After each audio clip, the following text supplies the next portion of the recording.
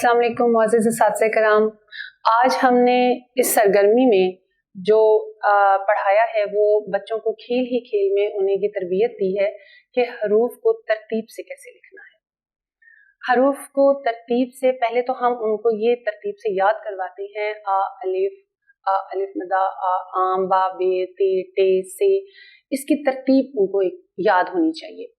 इस तरतीब का आदा जब वो कर लेंगे, बार बार दोहराई कर लेंगे, तो उनको याद हो जाएगा कि हमने एक हरफ के बाद दूसरा हरफ क्या लिखना है।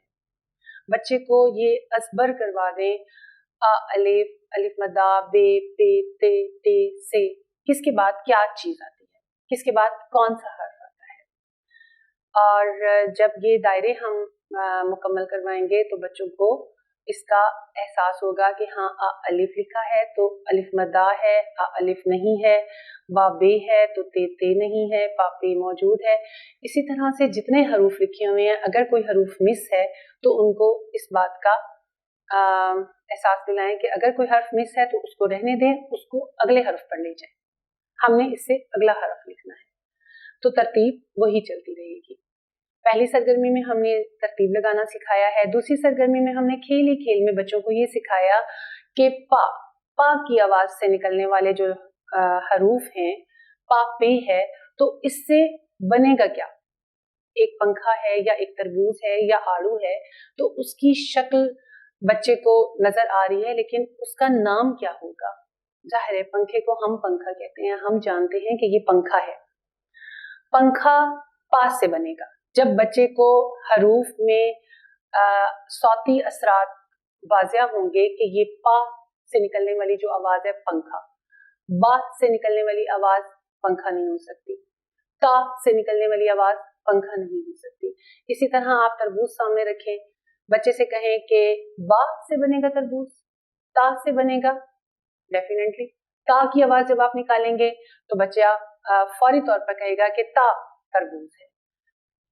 इसी तरह से अगली सरगर्मी जो अगले सफ़े पर थी, उसमें हमने मुख्तलिफ हरूफ को सामने रखा और अशकाल को सामने रखा।